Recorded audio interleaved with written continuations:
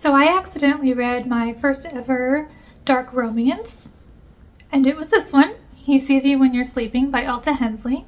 I confess that I was drawn into the title and the pretty cover and the lovely sprayed edges and thought at first that it was maybe a holiday thriller, but it is actually a dark romance and a spicy one at that, which also was my first time reading a spicy book. Forewarning, if that's not your jam, it is kind of a lot of this book. It's also a big plot point of the book.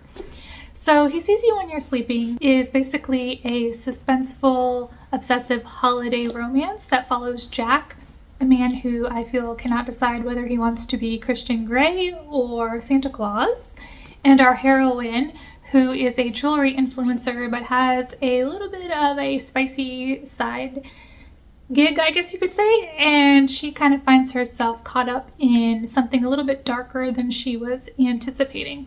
I would kind of describe this book as a little bit of You meets 50 Shades of Grey with this sprinkle in some holiday cheer and romance. I enjoyed it. I think it's a fun, light holiday read.